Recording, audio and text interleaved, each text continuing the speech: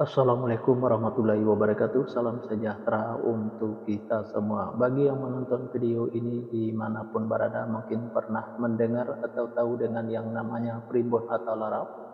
Kalau pernah mendengar atau tahu dengan yang namanya primbon atau larau ini, apakah penonton tahu apa arti dan maksud atau tujuan dari primbon atau larau ini? Arti dan maksud atau tujuan dari primbon atau larau ini adalah memberitahu permasalahan yang ada di dalam rumah tangga pasangan suami istri. Salah satu di antaranya saya akan memberitahu bagaimana cara menghadapi atau mengatasi permasalahan yang ada di dalam rumah tangga pasangan suami istri kalau nama awal suaminya H dan kalau nama awal istrinya W. Dan saya juga akan memberitahu bagaimana karakter atau sifat anak pasangan suami istri kalau nama awal suaminya H dan kalau nama awal istrinya W ini, dan bagaimana juga cara mendidik anak pasangan suami istri ini dan cara menghindari pertengkaran antara pasangan suami istri ini dan usaha pasangan suami istri ini. Nah, tonton video ini sampai selesai. Sebelum saya melanjutkan video ini, saya informasikan bagi yang menonton video ini mungkin ada yang ingin berusaha dan ingin usahanya berkembang maju dan sukses, silakan hubung saya. Insya Allah akan saya bantu untuk membuatkan nama usahanya atau nama toko dan kiosnya yang cocok dengan nama pasangan suami istrinya. Insya Allah usahanya pasti berkembang maju dan sukses. Nomor WA saya ada di profil.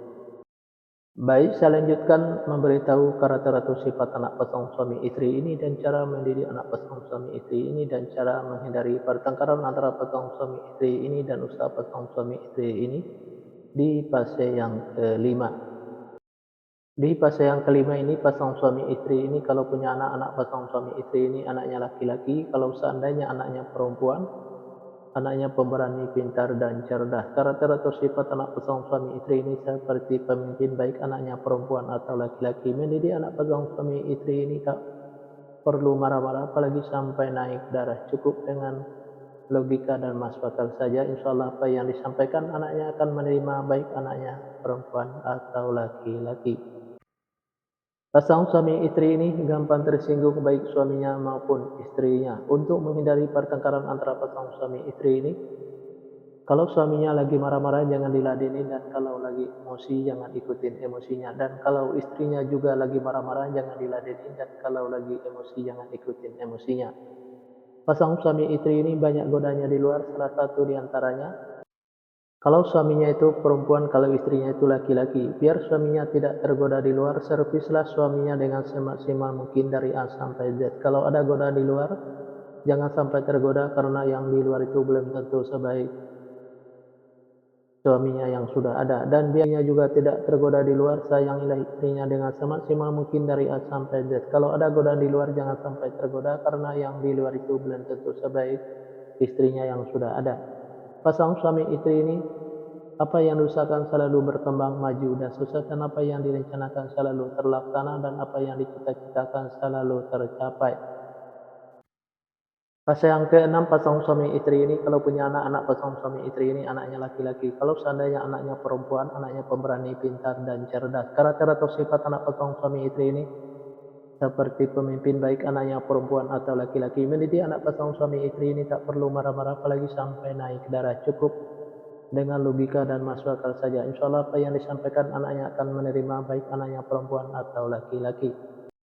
Pasangan suami istri ini sesanto menyimpan atau mengumpulkan hasil usahanya yang didapat, bisa dikarenakan pasangan suami istri ini boros, bisa juga karena masuk rumah sakit atau dirawat di rumah sakit, bisa juga karena ditipu orang atau dibohongin orang. Biar hasil usahanya bisa tersimpan atau terkumpul, jangan ikutin keborosannya, baik keborosan suaminya maupun keborosan istrinya, biar tidak masuk rumah sakit atau dirawat di rumah sakit.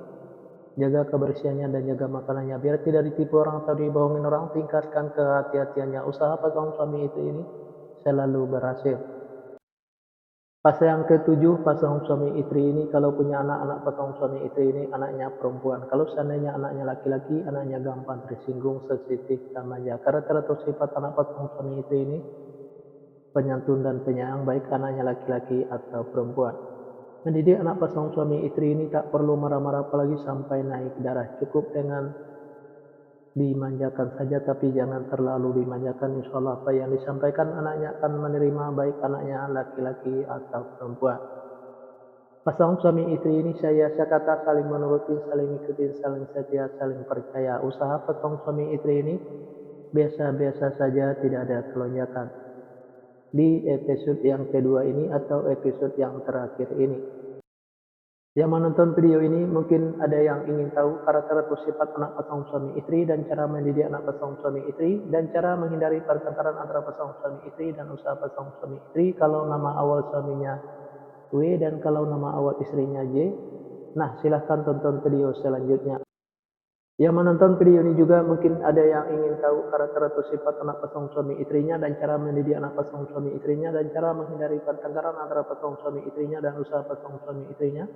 Nah, tulis saja di kolom komentar nama lengkapnya dan nama lengkap pasangannya. Insya Allah akan saya jawab dengan video.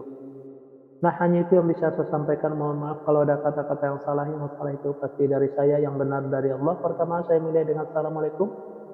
Sekarang saya sudahi. Wabillahi taufiq wal hidayah. Assalamualaikum warahmatullahi wabarakatuh. Salam sejahtera untuk kita semua.